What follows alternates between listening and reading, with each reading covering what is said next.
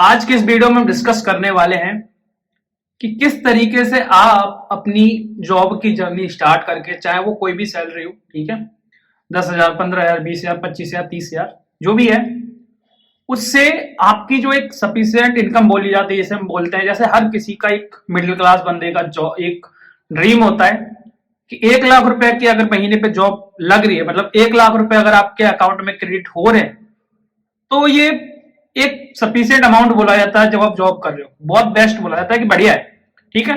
मैं उन लोगों की बात नहीं कर रहा जो करोड़ों के ड्रीम देख रहे हैं कि करोड़ों का पैकेज लेना है, बट बात है उन मेजर लोगों की, मेजोरिटी की, जो लोग का बस एक ही ड्रीम है कि 80,000, 1 लाख रुपए की जॉब लग जाएगी, ये बहुत अच्छी है, जिससे हमारी फैमिली बेटर हो जाएगी, है ना।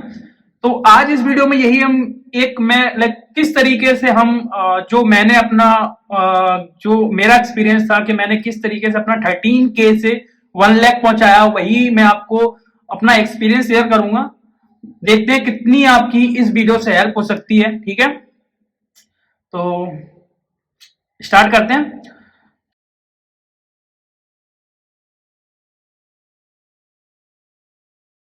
तो सबसे पहले मान लो कि आपको जॉब मिली। सबसे पहले तो यही टर्म है कि भाई जॉब लेना है ना, तो उसके लिए तो डेफिनेटली आपको मेहनत करनी पड़ेगी। 2 3 4 महीने, 2 महीने, 3 महीने आपको अच्छे से इंटरव्यू देने होंगे। जो भी इंटरव्यू पूछा जा रहा है सबको नोट डाउन करो, और जो भी आपका एक जो आप जिस फ्रेमवर्क में काम कर रहे हो या जिस टेक्नोलॉजी में काम कर रहे हो, उसके क्या बेस्ट टॉपिक्स हैं, क्या इंपॉर्टेंट टॉपिक्स हैं, सारे नोट डाउन करके सबको पढ़ना होगा। तो वही प्रोसीजर अलग है, ठीक है। अब मान लो कि आपको क्या है कि आपको एक बार जॉब मिल गई और आपका पैकेज है 2 3 लाख, 3 लाख मान लो एवरेज यही पैकेज रहता है कि 3 लाख, है ना। तो 3 लाख के पैकेज के हिसाब से आई थिंक आपकी जो सैलरी पड़ेगी वो 25,000 रुपए मंथ पड़ेगी, ठीक है। 25,000 रुपए के हिसाब से आपका, अब आपको जाना 1 लाख रुपए, है ना। तो 1 लाख के लिए आपको जब आप 25 पे हो, 3 लाख का पैकेज है, तो जब आप 1 साल जॉब कर लोगे, 25 पे हो और 1 साल जॉब कर लोगे, तो एक से 1 साल के बाद आपको क्या करना है, वो लेना है, इंक्रीमेंट लेना है पहला। तो इंक्रीमेंट लेने के बाद जो आपकी सैलरी है 25 से, अगर मान लो मैं 10% भी बढ़ाता हूं, 10% इंक्रीमेंट मिलता है, तो 25 से 28, 30 तो मिली, 30 तक तो हो ही जाएगा, ठीक है। 30 के हिसाब से आपका 3.6 का पैकेज बन गया। पहले 3 का था, 3.6 का हो गया। ये मैं एक मिनिमम चीज लेके चल रहा हूं। देखो, इससे अच्छा इंक्रीमेंट जो हो सकता है वो तो हो सकता है, बट मिनिमम 10% हर एक कंपनी, 5 से 10% हर कंपनी देती है। तो ये मैं वो मान के चल रहा हूं, ठीक है। 3.6 पे जब आप पहुंच गए हो, अब 3.6 से आप फिर से स्टार्ट करो स्विचिंग। स्विचिंग का मतलब ये, आप साथ में जॉब के होते हुए इंटरव्यूज देना स्टार्ट करो और कोशिश करो कि आपको 100% कहीं पे इंक्रीमेंट मिल जाए। मतलब बेटर तैयारी करो, अच्छे से अपनी स्किल को पॉलिश करो, प्रोजेक्ट्स बनाओ, अपना जो पोर्टफोलियो बहुत अच्छा करो, मतलब रिज्यूमे अच्छा करो, प्रोजेक्ट्स ऐड ऑन करो अच्छे से। देन उसके बाद फिर से ट्राई करो इंटरव्यू देने की, एंड जो आपका है पैकेज उसका 100% मांगने की कोशिश करो, अराउंड 7 लाख। ओके, अब 7 से 8 लाख अगर आपका मिल जाता है कोशिश करने के बाद, जो हो जाता है, कोई कॉम्प्लिकेटेड नहीं है। अभी मैंने कुछ टाइम पहले बताया था कि एक बंदे का हुआ था मेरे यहाँ, तो ऐसा हो जाता है। तो आप अगर 3.6 पे हो, तो अगर 100% आपको मिल जाता है, तो अराउंड आपको 7 से 8 के बीच में बन जाएगा, है ना। जिसपे आपकी सैलरी अराउंड अगर 12 7 84 लगभग 60 और 70 के बीच में अराउंड पड़ जाएगी। अब आप जब 60 70 के अराउंड में, तो आपका टैक्स वैक्स भी, वो सारी चीजें हैं वहां पे, वो इन्वॉल्व होने लग जाएंगी, ठीक है। तो जब आप नेक्स्ट स्विच करोगे, उस जॉब पे आप 1 से 1.5 साल 2 साल रहो, है ना। अपना एक्सपीरियंस, थोड़ा वर्किंग कल्चर में अपना फोकस रखो, किस तरीके से टीम के साथ काम करना है, स्किल्स बिल्डिंग पे भी ध्यान देना है, सारी चीज। टीम मैनेजमेंट में बहुत सारी चीजें ऐसी होती हैं जो सिर्फ कोडिंग के अलावा भी आपको करनी होती हैं जॉब को मेंटेन रखने के लिए। उन सब चीजों पे फोकस करोगे, अपना एक्सपीरियंस गेन करोगे, देन फिर आपको सेकंड स्विच पे, आप जब अगर 7 और 8 के बीच में हो, तो आप, मैं बोल रहा हूं कि 100% नहीं मिल रहा, ठीक है। 100% नहीं मिल रहा, देखो 100% मिल जाए तो बहुत बेटर है, अगर नहीं मिला तो 50 60% पे तो जाओ। मान लो 7 या 8 के बीच में हो, आप मान करेंगे ना, तो आप 11 के समथिंग तक पहुंच ही जाओगे। जब आप 11 पे पहुंचोगे, तो आपकी सैलरी आराम से 80 प्लस हो जाएगी।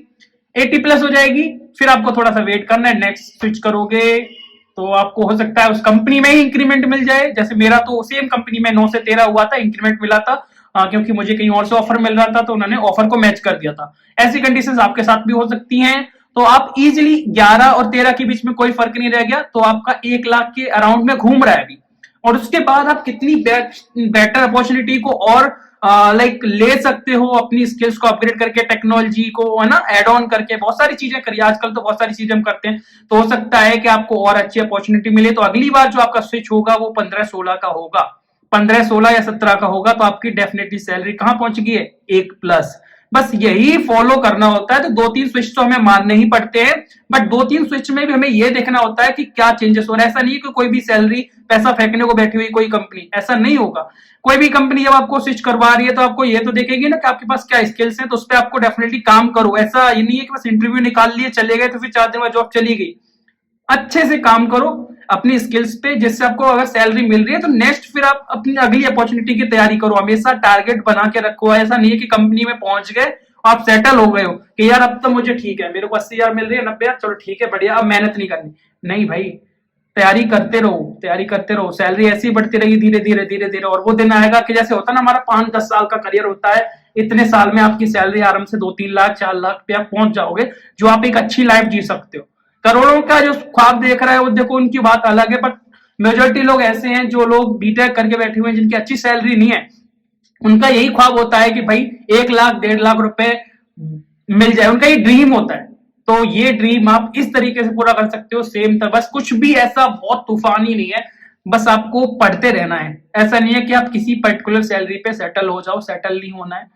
जस्ट अपनी स्किल्स पे काम करते रहो, प्रोजेक्ट्स पे काम करो, अपनी नॉलेज को एनहांस करते रहो। थोड़ा कॉर्पोरेट नॉलेज बढ़ाओ, है ना, किस तरीके से टीम के साथ काम करना है। ये जो टूल्स होते हैं, है ना, जो कॉर्पोरेट के अंदर यूज करे जाते हैं बड़ी बड़ी कंपनियों के अंदर, जैसे जीरा, गिटहब, इस तरीके की चीजें, वर्जन कंट्रोल, इन सब चीजों पे काम करते रहोगे तो धीरे धीरे आपका स्किल एक्सपीरियंस बढ़ता रहेगा और आपकी सैलरी भी धीरे धीरे बढ़ती रहेगी, है ना। तो ये तरीके मैंने भी ट्राई किए थे और डेफिनेटली अचीवमेंट मिलती है, ऐसा कुछ नहीं है कि नहीं होता है। एंड बाकी यही सब है, ठीक है। तो सीखते रहो and keep learning, keep earning, keep growing. Bye.